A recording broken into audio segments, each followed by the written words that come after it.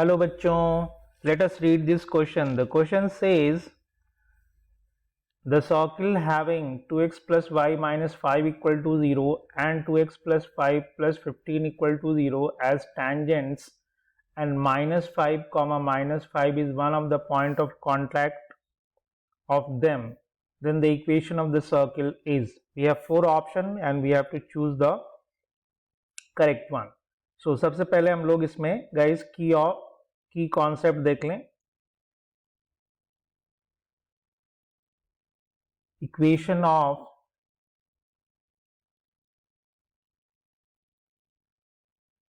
Parallel tangents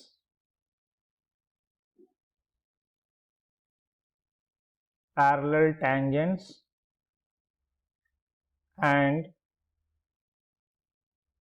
their point of contact.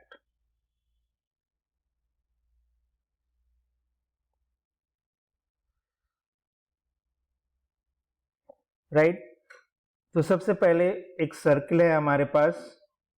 We have a circle and clearly दो tangents की equation दी हुई है.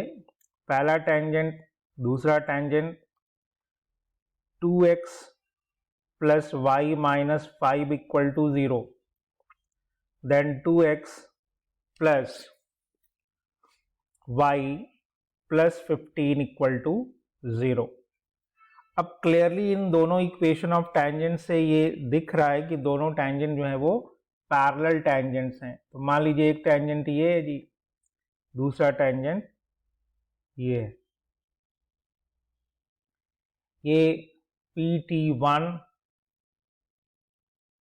QT2.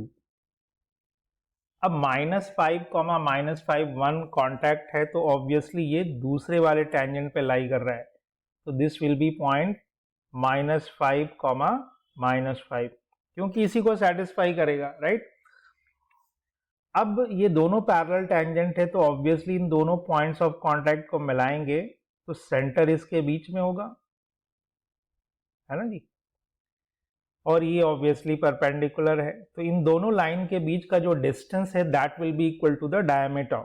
सो अगर d को डायमीटर कहें तो that will be equal to PQ. दो पैरेलल लाइंस के बीच का डिस्टेंस क्या होता है? C2 minus C1 upon under root A square plus B square.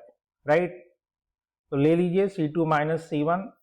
तो दिस इज -5 -15 का मॉड अंडर रूट 2 का स्क्वायर प्लस 1 का स्क्वायर. तो ऊपर गाइस 20 आ जाएगा, नीचे आ जाएगा 5 का रूट. इसको रैशनलाइज कर लीजिए तो 20 रूट 5 अपॉन 5 तो 5 4 जा 20. तो डायमीटर आ गया हमारा 4 root 5 and so the radius will be 2 root 5. Right, so this is the radius of the circle. Now we have to find the center. So we will try to find the coordinate of point Q. Q की equation कैसे लिख सकते हैं? अगर PQ की equation लिखना चाहें तो देखिए ये इस लाइन पे परपेंडिकुलर है और -5, 5 से पास कर रहा है. तो PT1 की जो स्लोप है वो क्या होगा? स्लोप ऑफ PT1 x का कोफिशिएंट अपॉन y का coefficient that is -2. So the slope of PQ चूंकि इसके परपेंडिकुलर है तो दैट विल बिकम 1/2 क्योंकि दोनों का प्रोडक्ट -1 के इक्वल होना चाहिए. Right so therefore the equation of PQ का देखिए स्लोप आ गया हमारे पास 1/2 और वो कहां से पास कर रहा है? -5, -5 से. तो इक्वेशन लिख लेंगे तो y plus 5 is equal to 1/2 into x plus 5.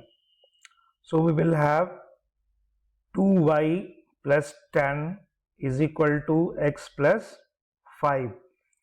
तो x minus 2y and it will be -5 that is equal to 0. तो अब हमारे पास देखिए इक्वेशन आ गई PQ की. तो अब PT1 और PQ की इक्वेशन को सॉल्व कर लेंगे तो P का कोऑर्डिनेट यानी दूसरा पॉइंट ऑफ कांटेक्ट हमें मिल जाएगा। तो PT1 है देखिए 2x plus y, so we will have 2x plus y minus 5 equal to 0, और ये लाइन है जी हमारे पास। इन दोनों को सॉल्व करके हम लोग P के कोऑर्डिनेट्स फाइंड आउट करेंगे, राइट। तो इसको 2 से मल्टीप्लाई करके इसमें ऐड कर दीजिए, तो we will have 4x plus 2y minus 10 is equal to 0, and this is x minus 2y minus 5 equal to 0।